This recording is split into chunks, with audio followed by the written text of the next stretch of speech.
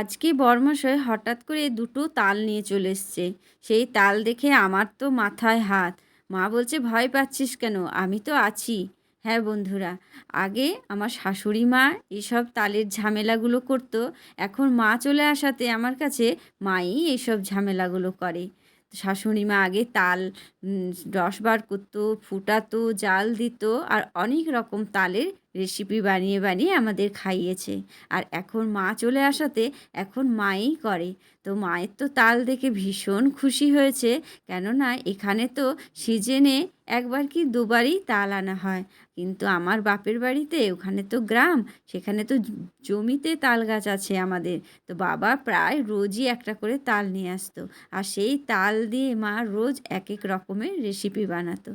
এই দেখো, তোমাদের সাথে গল্প করতে করতে মায়ের তাল চটকানো হয়ে গেছে। এবারে আমি ব্যাটারটাকে বানিয়ে রেখে দেব। তো তার মধ্যে দিয়ে দিলাম ময়দা, সুজি দিয়ে দেব, আর দিয়ে দেবো গুড়। আমরা কিন্তু চিনি দিয়ে কোনো মিষ্টি জিনিস বানালে চিনি দিই না, আমরা গুড় দিয়েই বানিয়ে থাকি। আর আমার ফ্রিজের মধ্যে নারকেল পুর রাখা ছিল, সেই নারকেলের পুরটাও দিয়ে দিলাম। তো সমস্ত উপকরণগুলো দিয়ে ভালো করে ব্যাটারটা বানিয়ে আমি এখন রেখে দেবো। আর সন্ধেবেলায় কিন্তু বড়াটা ভাজবো। এইসব করছি আর মনে পড়ছে আমার শাশুড়ি মাকে। আমার শাশুড়ি মা সেই সকাল থেকে শুরু করতেন, একদম সন্ধে পর্যন্ত এইসব কাজ করতেন। আর তার সাথে সাথে আমরাও থাকতাম। তো চলো, কড়াই বসিয়ে দিয়েছি, আর কড়াইয়ের মধ্যে তেল দিয়ে দিয়েছি। আর তেল গরম হয়ে গেলে বড়াগুলো ভেজে নেব। আর আমি লোহার কড়াতেই কিন্তু সব রকমের ভাজাভাজি করি, কেন তাহলে কি হয়, তলায় লাগে না। দেখো ব্যাটারটা আমার ভালোই হয়েছে, হাতে লাগছে না, ফটফট করে একটা একটা করে তেলের মধ্যে দেওয়া যাচ্ছে। তো শাশুড়ি মা এরমভাবেই ভাজতেন।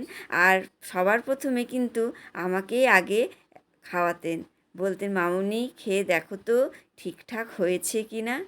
এগুলো যতই করছি ততই মনে পড়ে যাচ্ছে আমার শাশুড়ি মাকে। তো যাই হোক, মনে পড়ে গেল বলেই তোমাদের সাথে একটু শেয়ার করলাম। তো তোমরা কেমন বানাও অবশ্যই জানিও।